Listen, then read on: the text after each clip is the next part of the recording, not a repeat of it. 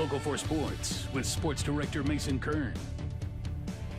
Well, welcome into sports from what used to be a pitch black Morrison Stadium on the campus of Creighton University. They've turned the lights back on here, probably for me. That's what I'm going to go with, at least. There's one of these. Everyone's going to be waving them around, cheering for the Omaha Supernovas. They're going to have to win this plaque right here. It's on to March Madness for the Big Red. Be in the locker room holding the trophy and watching your girls celebrate that way. How much fun was that for you? As you can see, the fans are clapping it up as this match is about to get started. It's a night that'll be remembered in Lincoln for years to come. For the first time since 2016, Nebraska football is going bowling. Don't go away because our Red Zone Husker pregame show is just getting started. As Natalie Schneider straps into her wheelchair inside her home gym in Syracuse, Nebraska, Paris is on the horizon. I never dreamed my career would last this long. She's co-captain of Team USA women's wheelchair basketball at the Paralympic Games. I don't know how this happened, but like all of a sudden I'm going to number 5. The goal is a 3rd gold medal in her 5th Paralympics. She wants another one, and I told her, I was like, if you want to win a 3rd gold medal, that's great. So gold, and bronze. Because I have 3 gold medals. I'm like, someone needs to have 3 with me. But Natalie's path in the sport is different than most. I hated it at first. I was the kid that was sitting like backwards in the bleachers and coloring during every game. Just the act of playing the sport, I just instantly loved it. Her passion grew as she did, living a life as a multi-sport, able-bodied athlete in Crete. I had big goals. I really wanted to play Division I basketball. That all changed in the summer after her sophomore year. It's 1999, and Natalie Nelson is 16 years old. Her and her sister Dana just led the Cardinals to their first state tournament appearance in 8 years. A few months later, Natalie got news that changed her life. Having the doctor tell me in the same day that I had cancer and that I was not going to be able to run or jump ever again.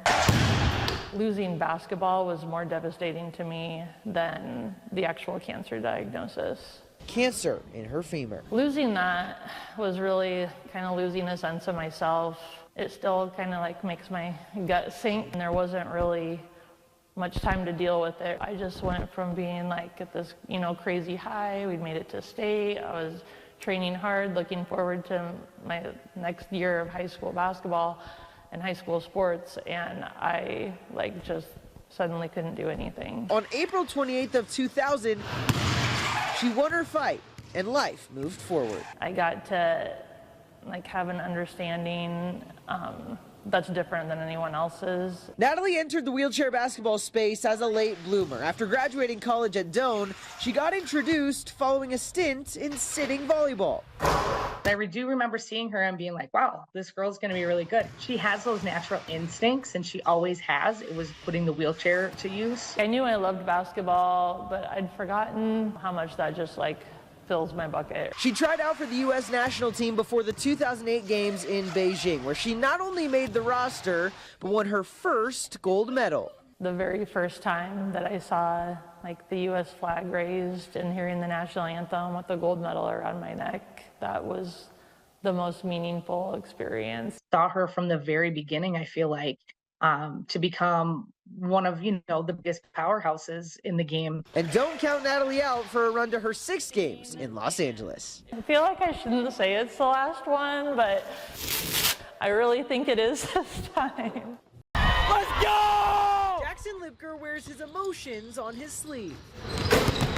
He does his little roar, and he's got that big smile on his face. Jackson's shown off that contagious smile since he was young. It's part of why he was a valuable member of the 2014 Boone Central football team. I became a manager and traveled with the team, and it was just amazing watching this team unfold and how dominant they were. That's a special time in Albion, and on November 25th of that year, Jackson grinned from ear to ear. Running out on the field when they won the state championship, that was something I'll never forget. It definitely inspired me, and it's like, I want to be just like these guys. I want to be just like my brother. Fast forward 9 years, and Jackson did just that. I think that made this year so much better I almost enjoyed this season a lot more because it's like you watch these kids and they grew up watching you. The 2023 Cardinals finished with an undefeated record and a state title, with Jackson winning it all his senior year, just like Big Bro. I told Michael right after the game, just like you, doing everything just like you, and that's all I wanted. He has a state championship. I could do the same thing that he could do. I mean, I've looked up to him all my life. Just a big brother up there, and I just wanted to be like him. A brotherly bond bound not by blood, but fate. Jackson is an adopted child, born in Hinesville, Georgia, and brought to Albion just days into life.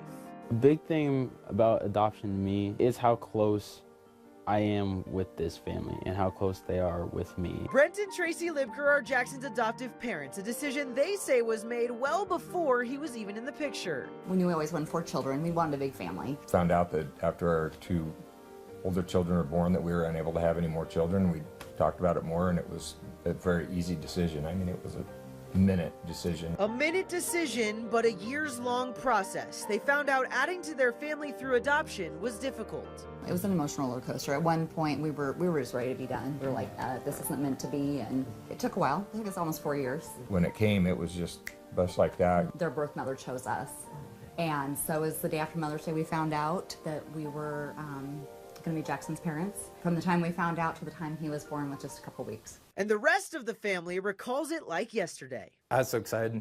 I remember my grandma, she printed a picture off at work of him, and I carried it around and slept with it under my pillow until they got back. But their family didn't stop growing there. About a little over a year later, we were surprised with finding out we were getting Maya. Jackson's birth mother called and said that she wanted us to adopt her child that she was carrying, and we, on the phone decision. God works in mysterious ways. I think he knew that Jackson needed Maya and that we all needed Maya to complete our family. It's a beautiful thing, it really is. Even though we weren't theirs to begin with, that we can still make a big impact to them as they have made a big impact for us. Jackson and Maya share a special sibling bond, same birth parents and adoptive family. We're still the closest thing to family that we got, like our own family, blood family. But Jackson knows that they're Lipkers through and through.